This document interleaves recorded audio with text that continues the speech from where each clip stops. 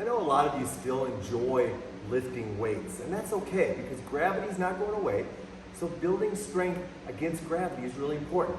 However, if you're like me, you've found that your joints really don't tolerate free weightlifting anymore, especially when it comes to your shoulders and pushing movements. Let me take you through a strategy that I think you could go ahead and incorporate that would allow you to go ahead and still continue to do pushing type movements with free weights. However, you don't have to go ahead and struggle with all that joint related pain, and I think it's going to go ahead and strengthen your shoulder joints where it needs it most. Let me take you through this example and this strategy that I think will be very helpful. What I like to do is I like to go ahead and combine a band with any of my pushing movements, be it barbell bench presses, dumbbell bench presses, which are my favorite, or any type of pressing type movement. What I do is I take a small band, typically either a yellow super micro or an orange micro band. I like to take it and place it behind my shoulders. Now you've seen me use this setup a lot, but I want to take you through it so you specifically know how to use it for barbell or types of free weight pushing.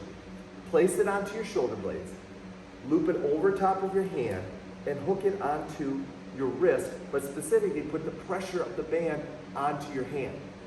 Then go ahead and repeat it and do the same thing on this side.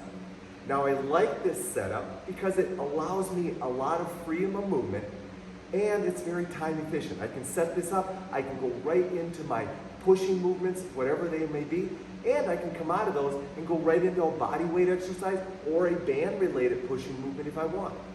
But so I'll use this setup. Now what's interesting about this setup is when you see me go onto my bench press, you're going to see that the resistance when I'm down here ready to create that push, the load is not as aggressive as when I finish the movement way out here. That's a good thing because out here is where I need to be the most stable, and it's where I'm going to go ahead and protect my shoulder the most. This is where we get injured. So this is where you want to be stable, not down here. So that's the good thing about this movement. The second thing that really is beneficial is you're not aggressively loading in the hole, as they say, or where you're way stretched and really lengthened out eccentrically and you're getting ready to go ahead and create that push. That's often where a lot of injuries occur. So as a result of that, the load is less here. You don't have to push as hard or load the joint as aggressively. And then when you get out here, you're nice and solid and stable and you strengthen the joint where it needs to be. Let me take you through how I would go ahead and do a bench press as an example. I'm going to lower myself down, put my hands onto the bar just like you normally would, position yourself, take it on up, and let it get set. Now I'm going to bring it down, control it, press it up. Bring it down, control it, press it up.